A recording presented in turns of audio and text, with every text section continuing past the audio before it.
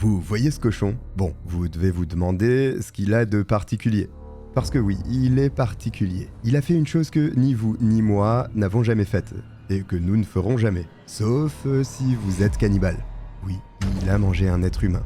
Enfin, il en a mangé peut-être 2, ou plus. Alors, vous devez vous demander comment un cochon a pour repas un être humain. Eh ben, c'est exactement ce que je vais vous raconter aujourd'hui.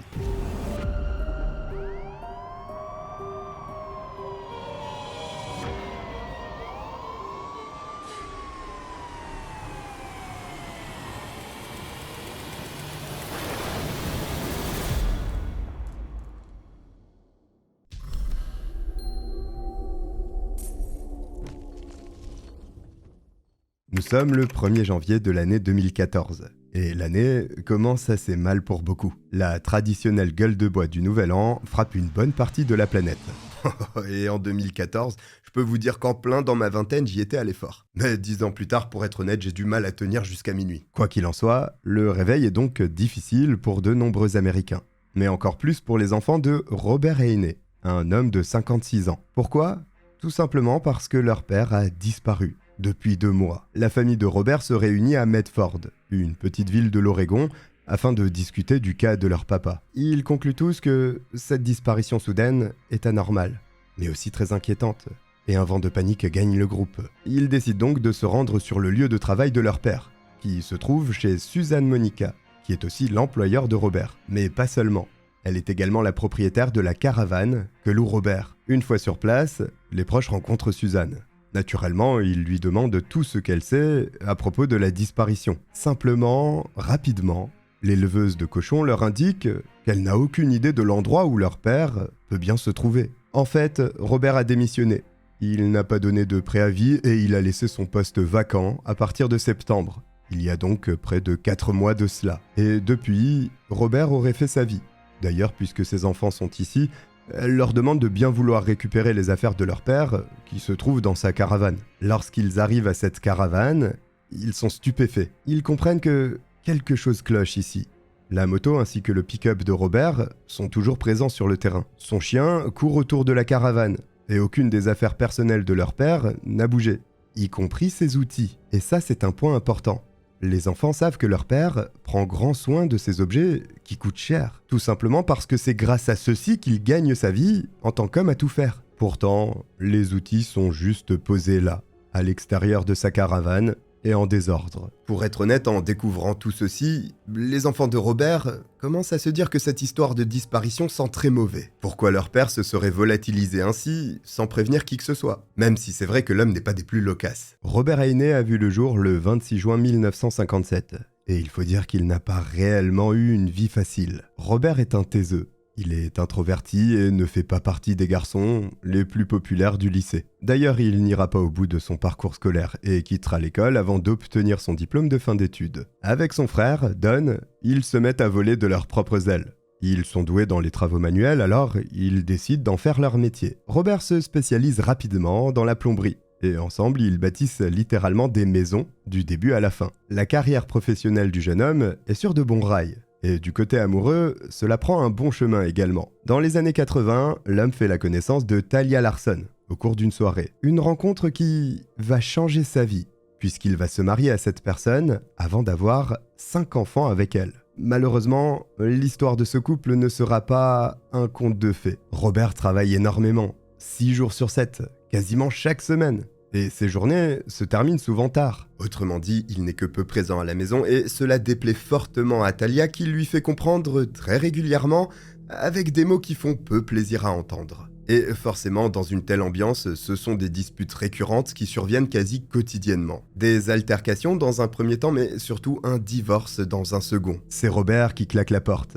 Et pour noyer son chagrin, il se plonge dans le travail en passant presque toutes ses journées sur un chantier, afin d'oublier cette déception amoureuse. En 2003, la rupture devient officielle avec le divorce qui est juridiquement prononcé. C'est bien Robert qui obtient la garde des enfants. Il décide donc de partir et recommencer une nouvelle vie à Medford, dans l'Oregon. Durant quasiment 10 ans, le père de famille va suer sang et eau pour subvenir aux besoins de tous ses enfants. En 2012, lorsque le dernier de ses rejetons quitte la maison familiale, Robert envisage de ralentir la cadence. Il s'achète un camping-car, un chien, et cherche un emploi tranquille, afin d'atteindre la retraite tout doucement. C'est alors qu'il se penche sur les petites annonces présentes en nombre sur le site dédié à cela, Craigslist. Et il y en a une particulièrement intéressante. Il y a un poste d'homme à tout faire dans une ferme qui est proposé. En plus de cela, il est possible de vivre sur place. C'est parfait pour Robert, qui ne pouvait rêver mieux pour être un peu plus pépère après avoir élevé 5 marmots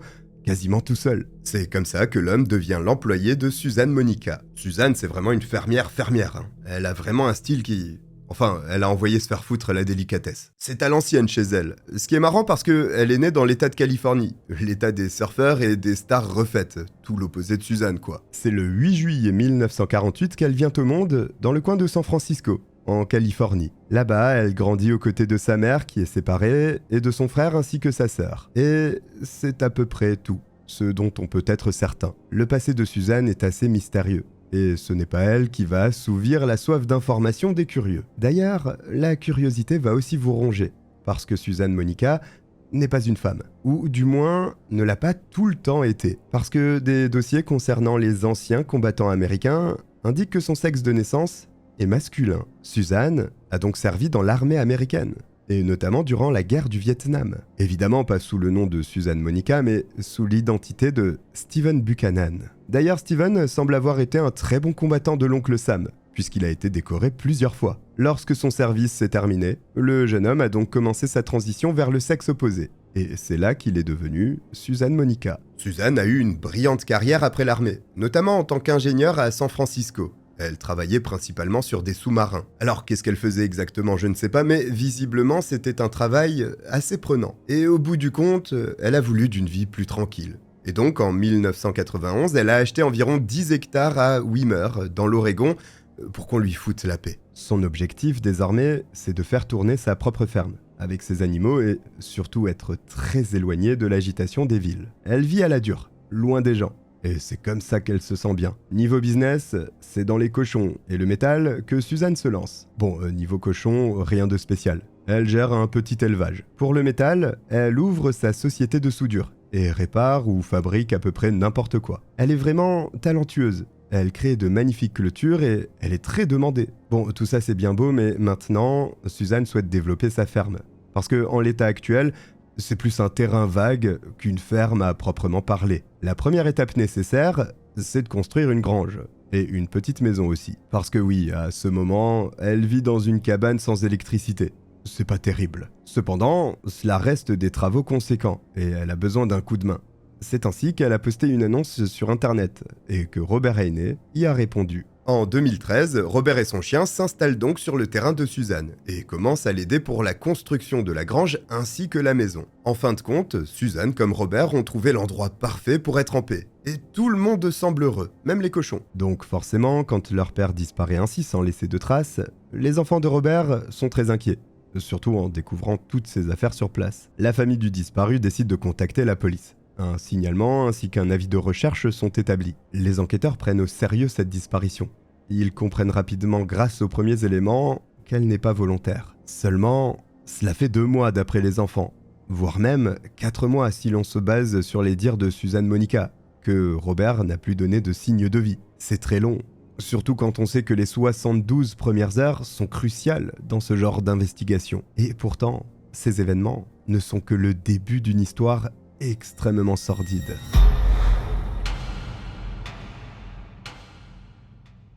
Bon, évidemment, face aux policiers, les enfants de Robert ont signalé que le dernier endroit connu où il se trouvait, c'était la ferme de Suzanne Monica. Comme je vous l'ai dit, le gros handicap dans cette enquête, c'est que la disparition remonte à plusieurs mois. Et surtout, Robert se faisait payer uniquement en espèces, ce qui augmente encore le degré de difficulté pour tracer quelqu'un. Eh bah oui, l'homme n'utilise que du liquide, et n'a donc pas de compte bancaire, ni de carte de crédit. Alors, il possède tout de même une carte nommée Electronic Benefit Transfer, raccourci EBT. C'est une sorte de carte de paiement, utilisée aux États-Unis pour distribuer des aides gouvernementales, notamment les food stamps, des bons alimentaires en français. Elle fonctionne comme une carte de débit et permet aux bénéficiaires d'acheter de la nourriture dans les magasins agréés. En résumé, c'est un moyen électronique permettant aux personnes éligibles d'accéder à leurs prestations sociales. pour acheter des produits alimentaires essentiels. Et c'est tout ce que Robert Haney possède. Les policiers demandent ensuite aux enfants si tout allait bien dans la vie de leur père. Et même si de manière générale ça allait bien,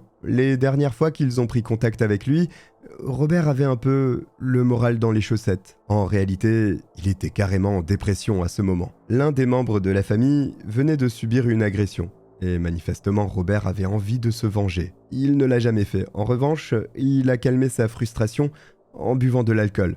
Un peu trop au goût de ses enfants. Il arrivait donc que Robert puisse devenir particulièrement difficile, notamment quand il venait de s'enfiler plusieurs verres. C'est donc en possession de ces informations que les inspecteurs de police se présentent au dernier endroit où a été aperçu le père de famille, c'est-à-dire à la ferme de Suzanne Monica. Évidemment, aucun des policiers n'avait jamais mis les pieds chez la fermière. Et ils ne vont pas être déçus niveau sensation. La zone est très boisée. Il y a plein de véhicules en mauvais état, ci et là, des bâtiments inachevés et des structures de fortune. Vraiment, ce n'est pas du tout la ferme traditionnelle américaine avec la belle grange de couleur rouge, traversée par de grosses poutres blanches. C'est plus proche de la décharge. Et franchement, sur ce point, vous pouvez me faire confiance. Ayant eu une chambre de garçon, j'ai longtemps concurrencé les décharges publiques. Toujours est-il que cette ambiance surprend les enquêteurs, qui sont un peu tendus au moment d'adresser leurs premiers mots à Suzanne. Mais il ne faut pas se fier aux apparences, parce que la femme est très agréable avec les forces de l'ordre, et les accueille très correctement. Elle est cordiale, elle coopère totalement, alors les agents en profitent pour lui poser des questions en rapport avec Robert Haney. Elle leur explique que l'homme de 56 ans vivait bien ici, qu'il était effectivement homme à tout faire, mais que subitement, il a quitté la propriété après quasiment 6 mois ici. D'après Suzanne, il aurait reçu un appel téléphonique très inquiétant de la part d'un membre de sa famille, une femme qui aurait subi une agression, et il ne s'en serait jamais réellement remis au point de boire beaucoup et d'être constamment très en colère, voire en dépression. Une déclaration qui colle avec ce qui avait été expliqué quelque temps auparavant par les enfants du disparu. Sauf qu'elle va plus loin. Elle raconte que le 13 septembre 2013, Robert, sous l'influence de l'alcool, criait dans sa caravane. Inquiète, elle est allée à sa rencontre. L'homme s'est alors approché d'elle. Il a sorti une liasse de billets qu'il a tendue à Suzanne, avant de lui dire « Est-ce que tu peux t'occuper de mon chien ? J'ai des choses à régler. » Sur l'instant, Suzanne ne bronche pas. C'est entendable et elle a cru qu'il reviendrait après quelques jours, voire quelques semaines. Ensuite, Robert est monté dans une berline blanche, de son plein gré. Ce véhicule était conduit par un autre homme, qu'elle n'a pas reconnu. Depuis, elle n'a plus de nouvelles, comme tout le monde. Alors forcément, en entendant une telle chose, les inspecteurs de police commencent à envisager que la vendetta lancée par Robert contre l'agresseur du membre de sa famille a pu mal tourner pour lui. Et si il avait été tué en essayant de se venger ? Pour en avoir le cœur net, il faut retrouver Robert. Et pour ça, il y a quelques pistes à explorer, notamment celle de la berline blanche. Le problème, c'est que Suzanne n'a pas été en mesure de donner la marque ou le modèle de ce véhicule. Alors les policiers contrôlent les contraventions, qui ont été distribuées dans la région, mais cela ne donne rien. Passage à l'étape suivante. Les hôpitaux, les refuges pour sans-abri, les cliniques sont contactés, afin de savoir si un homme, correspondant au signalement de Robert, pouvait correspondre. Là encore, en vain. Les pistes s'épuisent une à une. Il reste cependant une dernière munition pour les enquêteurs. La carte EBT de Robert. Ils contactent donc l'agence nationale chargée de la gestion de ce type de transaction et apprennent que la dernière utilisation de la carte remonte au mois de décembre 2013. C'est non seulement une avancée, mais en plus une piste sérieuse, qui vient de s'ouvrir aux forces de l'ordre. La carte EBT a été utilisée presque 2 mois après la date de sa disparition. Cette carte a servi pour des achats dans un Walmart, une chaîne de supermarchés aux États-Unis située à Grants Pass. C'est très intéressant parce que Grants Pass, c'est une commune qui se trouve aussi dans l'Oregon, à 20 ou 30 minutes de la ferme de Suzanne Monica. Alors évidemment, les agents se demandent si cette affaire de disparition en est réellement une finalement. Eh bah oui, nous sommes en janvier. La carte a été utilisée en décembre. Peut-être qu'il a simplement voulu se retrouver seul, et c'est pour cette raison qu'il a demandé à Suzanne de s'occuper de son chien. Mais franchement, rien de plus simple pour lever ce doute rapidement. Il suffit de se rendre au magasin Walmart et de regarder la vidéosurveillance de ce jour, si elle est encore disponible. Ce qui devrait être le cas. La direction du magasin transmet la vidéo aux autorités, qui s'attendent à voir Robert payer avec sa carte. Sur les images, il y a bien la carte EBT de Robert, mais il n'y a aucune trace de Robert. En revanche, sur la vidéo, il est clairement possible de voir Suzanne utiliser le moyen de paiement, et cette histoire sent de plus en plus mauvais.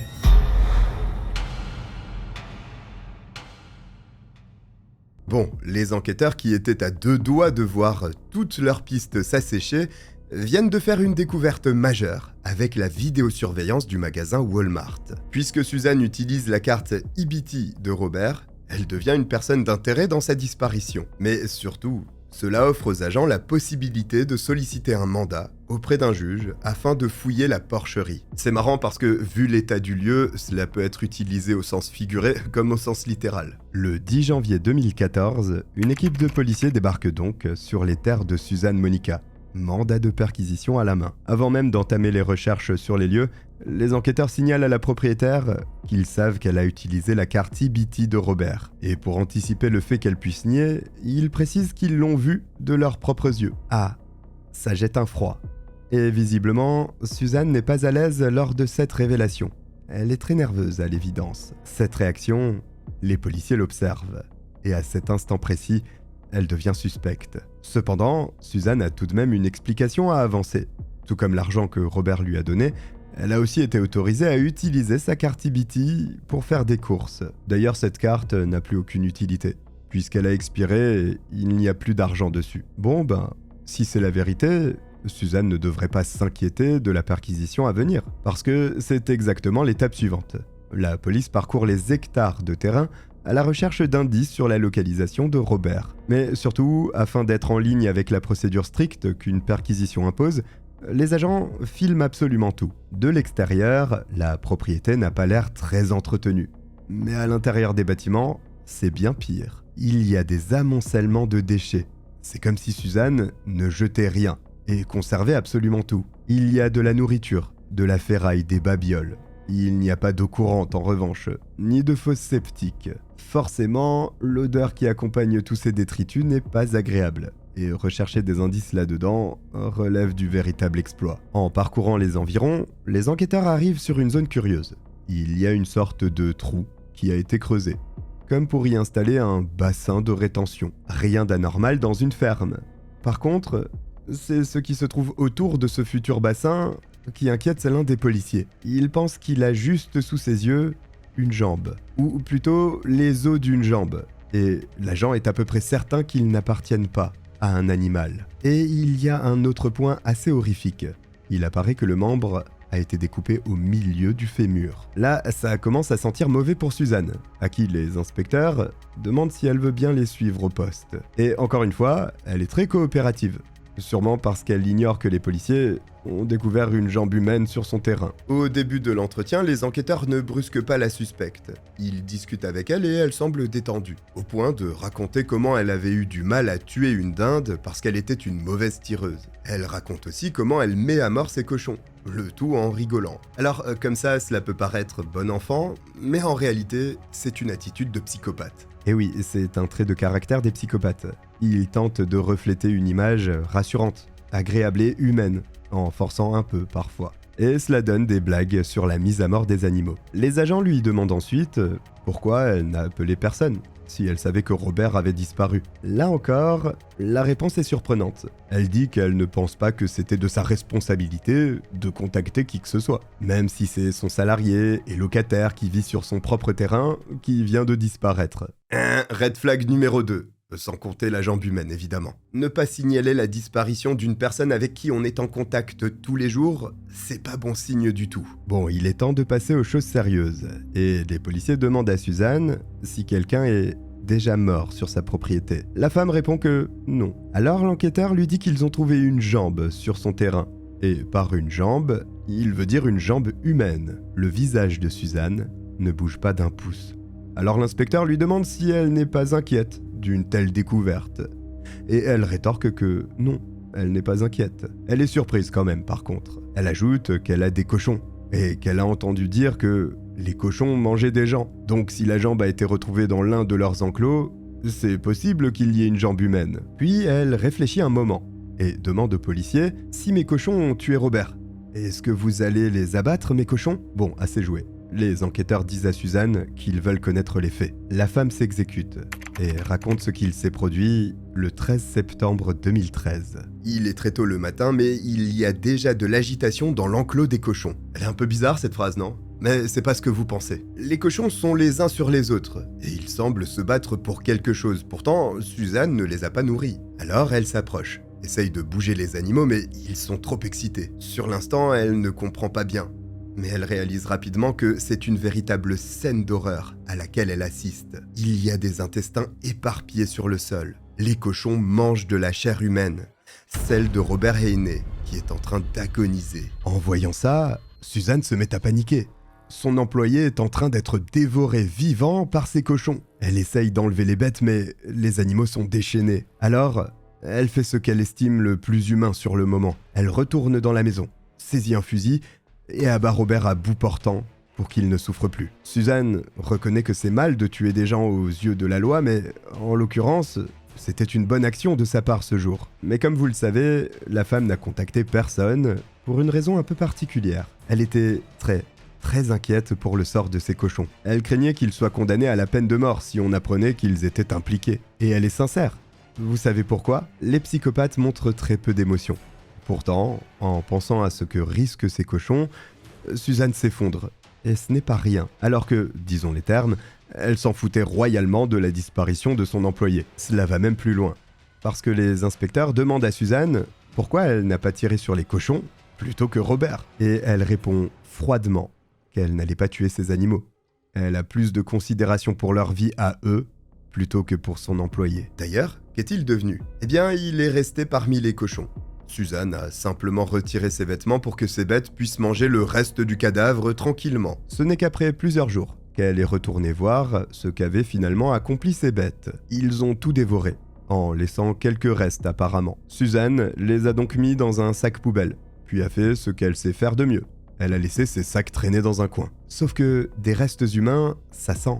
Et ça attire les charognards, notamment les coyotes, qui ont éventré les sacs avant de répartir les derniers morceaux de Robert un peu partout sur la propriété. Et c'est l'un des morceaux, en l'occurrence la jambe, qui a été découvert par les agents lors de la perquisition. Bon, à ce stade, les policiers sont curieux.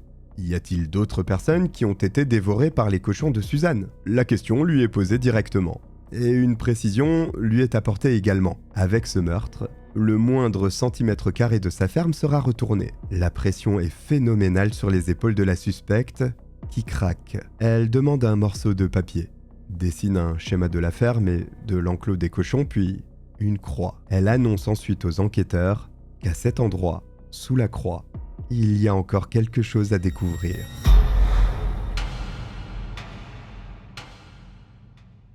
Bon, ça promet. Si Robert Haney a été dévoré vivant par des cochons, qu'est-ce qui peut bien se trouver sous cette croix dessinée par Suzanne Monica, sa meurtrière ? Eh bien Steve. C'est Steve qui se trouve sous la croix. Steve, c'est en fait Stephen Delicino, un homme à tout faire qui a travaillé dans la ferme de l'horreur. Robert Haney n'était pas le premier employé de la tueuse, et encore moins sa première victime donc. Steve vivait sur le terrain voisin de Suzanne et venait régulièrement l'aider à bricoler.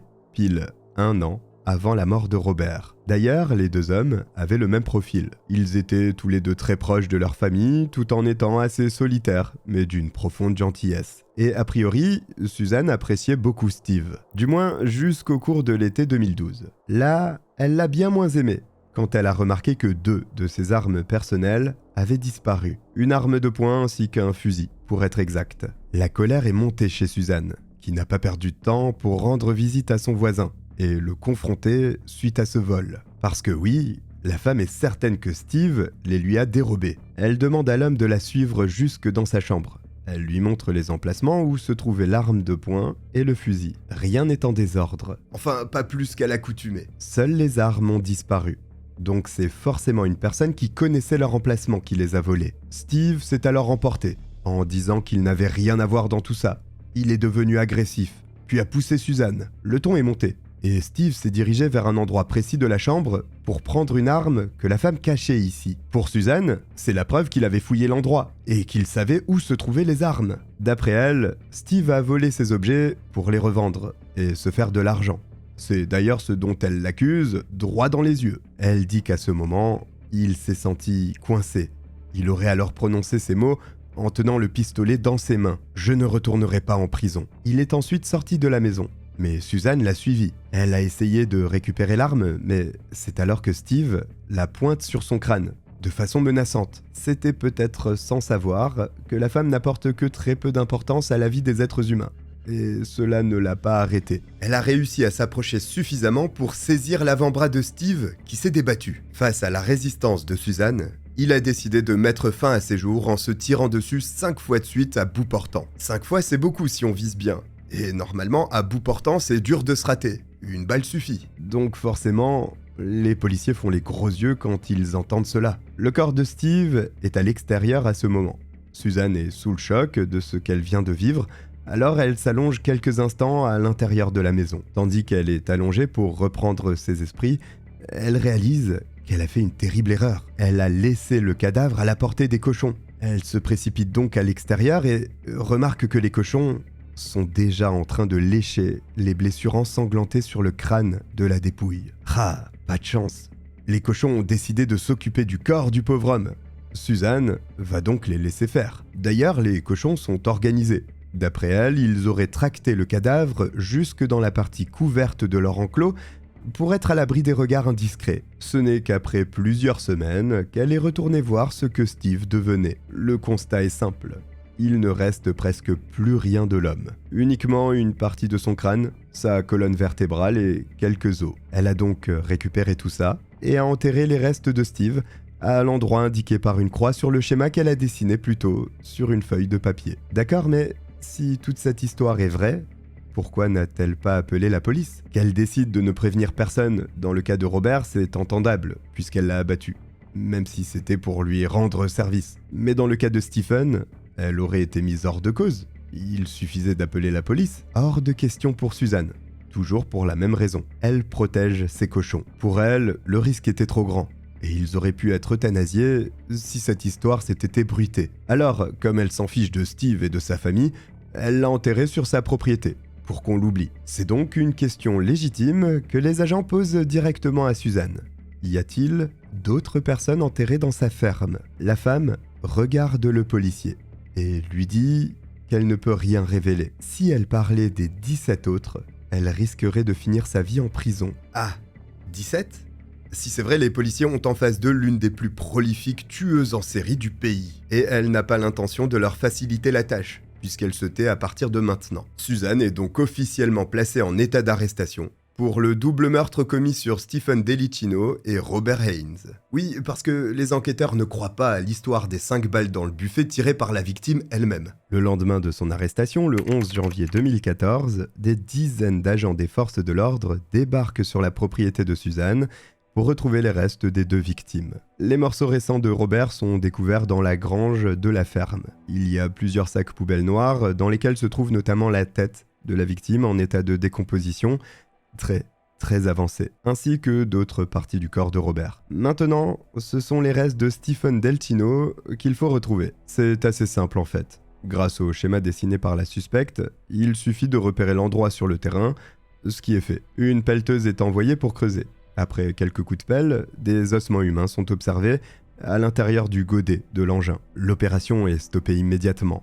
Il s'agit bien des os appartenant à Steve. Évidemment, dans la foulée, les 2 familles sont aussitôt informées de la découverte macabre. Et tout le monde est choqué d'entendre la version de la police. D'ailleurs, les restes des 2 victimes récupérées sur le terrain de Suzanne Monica sont directement envoyés au laboratoire pour analyse. Le médecin légiste confirme que la cause de la mort pour les 2 victimes sont des tirs à bout portant au niveau du crâne. Il est également certain que les 2 cadavres ont été dévorés par des animaux qui pourraient correspondre aux cochons de la suspecte. C'est une bonne chose d'accompli, mais le travail est loin d'être terminé dans cette ferme des horreurs. En effet, Suzanne a parlé de 17 autres potentielles victimes, et en observant la grange, les policiers prennent au sérieux ses paroles. Il y a des tonnes d'objets, notamment des choses qui ne semblent pas appartenir à Suzanne, des chaussures qui ne sont pas de sa pointure, des vêtements, des bijoux et bien d'autres objets encore. C'est comme si les agents se tenaient dans une énorme salle des trophées d'un tueur en série. La décision est donc prise de creuser un peu partout, afin d'essayer de découvrir d'autres victimes. Le seul problème, c'est que la propriété fait quasiment la taille de 8 terrains de football. Et sans indication, jamais les forces de l'ordre n'auraient mis la main sur les restes de Steve qui étaient profondément enfouis. Ce n'est pas grave, la police ne lâche pas le morceau. Et ce sont près de 136 trous qui sont creusés. Le plus grand fait la taille d'une piscine olympique. Pourtant, il n'y a rien dans aucun de ces trous. Alors, des os sont découverts en surface, près de 400 en tout, mais ils sont tous d'origine animale. Les inspecteurs décident donc de chercher dans le passé de Suzanne, afin de connaître l'identité de chaque personne s'étant présentée chez elle. Et tous les individus que la police remonte sont en vie. À la grande surprise des autorités, aucun cadavre n'est extrait de la terre. Sauf que cela ne veut pas dire qu'il n'y en a pas. C'est juste qu'il est impossible de creuser sur la totalité des terres de la suspecte. Le 15 février 2015, le procès de Suzanne Monica débute. Ah oui, il y a un procès parce que l'accusée plaide non coupable. Elle change sa version concernant Robert, affirmant qu'il était déjà mort au moment où elle lui a tiré dessus. Elle change aussi sa version concernant le décès de Stephen Delcino. Ils en sont tous les deux venus aux mains, mais il n'a pas mis fin à ses jours. C'est en essayant d'attraper l'arme que les deux se seraient débattus, et qu'un coup de feu mortel serait parti dans le crâne de l'homme. Ce serait donc de la légitime défense. Le procureur doit donc démontrer qu'il y a bel et bien eu 2 meurtres. Pour lui, les 2 histoires qu'a racontées cette femme sont des mensonges. Stephen Delcino et Robert Haynes ont été tués parce qu'ils ont eu une altercation avec Suzanne Monica. Elle les a tués de sang-froid en les abattant, avant de nourrir ses cochons de leurs restes pour mieux pouvoir cacher les corps ensuite. Et le procureur se base sur un témoignage pour avancer cette version des faits, celui de sa codétenue qui vient témoigner à son procès. Il s'agit de Jordan Faris, qui affirme que Suzanne lui aurait rapporté avoir tué Robert parce qu'il avait été une fois de plus ivre un soir à la ferme. Sous l'emprise de l'alcool, il aurait essayé de la draguer lourdement et l'aurait même agressée. Alors elle est allée chercher son fusil et lui a tiré dessus avant de le pousser dans l'enclos des cochons. Les animaux auraient commencé à le dévorer vivant. D'après Suzanne, Robert agonisait. Il criait et suppliait. Jordan explique qu'au moment de cette révélation terrifiante, Suzanne rigolait, en se remémorant ce moment absolument affreux. D'ailleurs, Suzanne a écrit une carte d'anniversaire à sa codétenue, qu'elle a signée de la part de la plus douce des meurtrières. Et forcément, cela fait effet face au jury populaire, qui doit décider de la culpabilité, ou non, de cette femme. Bon, évidemment, sur ce point, la défense explique que c'est une blague, que cela fait partie de la personnalité excentrique de Suzanne. Elle parle beaucoup, comme pour les 17 supposées personnes qu'elle aurait tuées, mais que personne n'a trouvées. C'est pas forcément la meilleure des défenses, là. Peut-être, mais il y a aussi des preuves médico-légales. Souvenez-vous, les os de la jambe de Robert ont été découverts en premier, et ils paraissent avoir été découpés. Le médecin légiste confirme que c'est une hache qui est à l'origine de cette découpe. Suzanne a donc démembré au moins une des victimes, ce qui est encore une fois très contradictoire avec la théorie de l'accident. Mais c'est au jury de se décider avec tous les éléments qui lui ont été soumis durant les audiences. Le délibéré est express. En 1 heure à peine, voici tout le monde de retour dans la salle. Le verdict est unanime. Suzanne Monica est reconnue coupable de meurtre avec préméditation sur les personnes de Robert Haynes et Stephen Delcino. Suzanne Monica est donc condamnée à une double peine de prison à vie, avec une possibilité de libération conditionnelle après 50 ans. Donc normalement, à part être un mutant, elle devrait finir ses jours en prison. Voici pour cette affaire, j'ai pas les mots, intense on va dire. Si vous êtes arrivé jusqu'au bout, écrivez, cela paraît évident, cochon en commentaire. Si vous avez oublié de vous abonner, n'hésitez pas à le faire. À liker la vidéo aussi, ça m'aide énormément. Je vous remercie de m'avoir regardé, je vous dis à très vite. Bye.